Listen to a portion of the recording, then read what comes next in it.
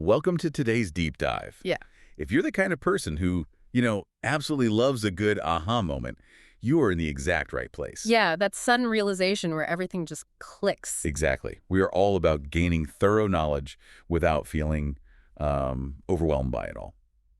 So, the mission today, we're exploring a fascinating article that outlines 6 U.S. slang differences that spark massive, truly massive debates. Oh, people get so protective over these words. They really do. And the whole point of this deep dive is to look at how our geographic location literally rewrites our everyday dictionary. It acts as this shortcut to understanding regional identity. Which is such an important premise to establish right up front. Right. We tend to think of language as this static thing, right? Like a strict set of rules we just memorized in grade school. Right. But language is always changing. And when you look at the sheer size of the U.S., there are just endless opportunities for multiple slang words with the exact same meaning to pop up out of nowhere. Well, let me hit you with the hook from the source material because it is perfect. Picture this. It's August 31st, 2025. Okay. The burger chain Whataburger, which, is based in Texas, they post this fun little image on social media. They were referencing that hit animated film, KPop Demon Hunters. Oh, yeah. I remember seeing this unfold in real time. Right. It was wild. So in the caption, they casually referred to the beverage in the picture as, quote, soda pop. Mm-hmm. And literally within minutes, the comment section just melts down. It was a spectacular corporate misstep. If you know anything about Texas, you know that soda pop is an alien phrase down there. Okay, let's unpack this. Whataburger's entire brand identity is steeped in Texas culture. But Texans saw that post and were genuinely furious. They totally missed the movie reference. Frankly, they missed it. And why? Because in Texas, you do not drink soda pop. Literally, every carbonated beverage, no matter the flavor or the brand, is called a Coke. You ask for a Coke, and then the server asks you what kind. Yeah, so by using soda pop, the brand accidentally signaled to their most loyal customer base that an outsider was running the show. Exactly. And that Whataburger controversy connects directly to our first major theme today, which is how powerful local companies don't just sell products, they actually manufacture our regional vocabulary. Which feels, almost slightly dystopian. A little bit, yeah. We like to imagine language as this grassroots phenomenon, like neighbors chatting over a fence, but a staggering amount of our everyday vocabulary originates in corporate boardrooms. So how does a company actually manage to overwrite a local language like that? It's through a concept called genericide. Genericide, wow. Yeah, we see it a lot in the South, which is the prime example. Coca-Cola started in Atlanta, right? Right. And it became so hyper-dominant in the early days that the brand name literally morphed into a common noun for all soft drinks in those southern states. So they weren't just the most popular drink. They were basically the only reliable carbonated drink you could get in a rural southern town back then. Precisely. They built a fortress of bottling plants. So the generic word was just starved out of the local lexicon. But if you step outside the South, the map shatters. The Midwest and Western states, they firmly reject Coke and use the word pop. Which is the undisputed champion out there. And I always associate pop with the actual sound the bottle makes. Mm-hmm. Like an onomatopoeia. Pop. Yeah, that makes a lot of sense. But then you look at the coasts, California and New England, and they heavily prefer soda. Although there is this intriguing detail in the source about a specific New England state, Massachusetts. Oh, yes. The older generations in Massachusetts, they don't use soda or pop. They use the term tonic. Tonic. It has such an apothecary vibe to it. It sounds like something a pharmacist mixes up to cure a cough, not something you drink with pizza. Well, your intuition is completely spot on there. Carbonated water actually started as a medicinal product in the 1800s. Oh, wait, really? Yeah. Pharmacists mixed these medicinal syrups with bubbly water to make the medicine go down easier. And in Massachusetts, local bottlers leaned heavily into that marketing.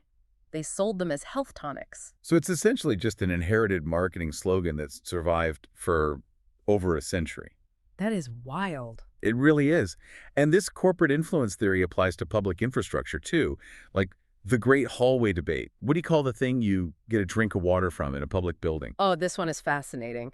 Because the national split is remarkably even. If you start in eastern New Mexico and go up through Colorado, Wyoming, Montana, and then look eastward to the coast, they all say water fountain. Right. But the western states and the Great Lakes area, they are firmly committed to drinking fountain. What's fascinating here is a hyper-local exception hiding right inside that Great Lakes area, around Milwaukee, Wisconsin. Okay. In that specific pocket, and also in parts of Rhode Island and Australia, they don't say water fountain or drinking fountain. They use the word bubbler. Bubbler. Which sounds so much more fun. But there's an industrial origin to this one too, right? Very much so. It stems from a Wisconsin-founded plumbing company called Kohler in the 1910s. They designed a fixture where the water didn't arc out. It pushed straight up and literally bubbled at the top. Oh, I see. And they aggressively marketed it under the trademark name Bubbler. It's as if a company's marketing department accidentally became the local dictionary editor. I mean, the brand's success literally erases the generic word from the vocabulary. It really shows how companies get the privilege of naming reality for a community. Okay, but let's pivot a bit. Because corporations name our drinks and our fountains. But how do we come up with words for purely practical, everyday items? That's where we shift from industrial influence to human observation. The sources show that different regions focus on completely different functions of the exact same object. Right. Let's do a deep dive into athletic shoes, because most of the U.S. calls them tennis shoes. Which is funny because we wear them for so much more than just tennis. Exactly. But if you go to the Northeast, or this one small part of Florida, they are known exclusively as sneakers. And this is where it gets really literal. Here's where it gets really interesting, yeah. The literal reasoning behind sneakers, it's all about the rubber soles. Right. Before vulcanized rubber, shoes had hard leather bottoms. You'd walk down a wood floor or cobblestone, and everyone heard you clacking along. But the Northeast looked at these new, soft rubber shoes and focused entirely on the fact that they were quiet. They allowed you to literally sneak up on someone. They named the object after the physical action the technology allowed you to perform. But then you look at Chicago and Cincinnati. Yeah. They completely ignore the sole of the shoe and call them gym shoes. They name it after the room it's used in. And Hawaii just calls them generic shoes. Oh, and outside the U.S., the U.K. calls them trainers. If we connect this to the bigger picture, it shows a fascinating regional split in human psychology. Some regions intuitively name things based on what the object does, like sneaking. Right. Form versus function. Exactly. While other regions name it based on where it belongs, like the gym or the tennis court. We see that same psychological divide when we look at the grocery basket on wheels. Oh, the cart debate. Yeah. 77% of Americans just say, grab a cart. It's utilitarian. But the South calls it a buggy, the Northeast uses carriage, and Hawaii uses wagon. And outside the U.S., it's a shopping trolley. Or just trolley. Notice how all of those minority terms, buggy, carriage, wagon, trolley, they're all older modes of transportation that predated the supermarket. It's an echo of the 19th century in the modern produce aisle. But wait, I have a pointed question about the data here. Let's hear it. We established that sneakers is dominant in the Northeast.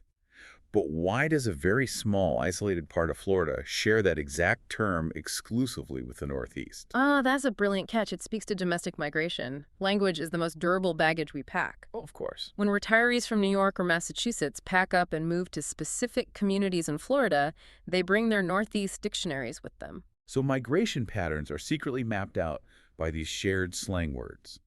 That makes total sense. It creates these fascinating little linguistic islands. Well, building on that idea of observing our surroundings, let's transition to the natural world.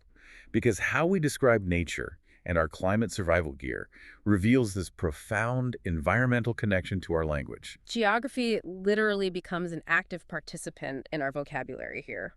Let's look at winter hats. The bizarre toboggan split. I love this one. It's so strange. Outside the South, a toboggan is a sled. A flat wooden sled. But in the southern U.S., a toboggan is a knit winter hat. It's a stunning example of linguistic drift. How does that even happen? Well, the prevailing theory is that in regions with heavy snow, you'd wear a specific knit hat while riding your toboggan. Okay.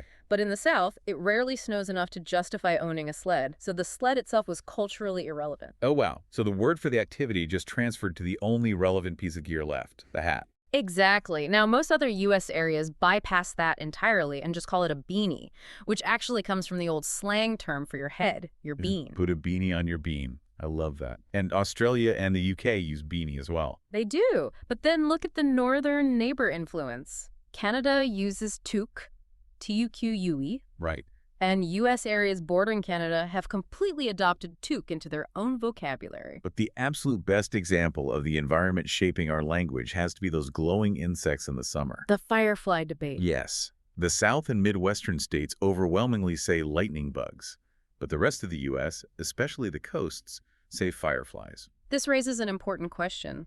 Why such a distinct split for a simple insect? Both words are highly descriptive. Right, fire and lightning both produce light. Exactly. So a meteorological researcher named Jason Keeler proposed an amazing theory. He noticed that the geographic areas using the word fireflies are historically prone to massive wildfires, Okay, wow. while the areas using lightning bugs are prone to intense, dramatic lightning storms. Yeah, that is just incredible. Our regional vocabulary might actually act as a subconscious environmental mirror. It really might. I mean, we are looking at this tiny bug in our backyard, and we name the world around us based on the most dominant, dangerous natural phenomena looming in our specific skyline. We project our environmental realities onto the insects in the grass. It completely shatters the idea that language is just arbitrary sounds. So synthesizing everything we've talked about today on this deep dive. Whether it's the lasting footprint of Coca-Cola's dominance, or the literal utility of quiet rubber soles on sneakers, or the frequency of lightning storms in the Midwest, your geographic zip code quietly acts as the author of your personal dictionary. So what does this all mean? For you listening right now, it means language isn't just a static set of rules. It is a living, breathing map of local history, climate, and industry. Every word contains multitudes. But I want to leave you with a final provocative thought to mull over. The sources today show how immense geographical distance and local isolation created all these highly distinct terms. You needed isolation to create a Milwaukee bubbler or a Massachusetts tonic. Exactly. But in our modern era, we have constant internet connection, global streaming, social media. We're totally connected. So what happens next? Will these beautiful, hyper-local differences eventually be flattened out into one universal, homogeneous internet dialect? It's a very real possibility. Something to think about the next time you ask for a pop, or a soda, or a Coke. Thanks for joining us on this deep dive.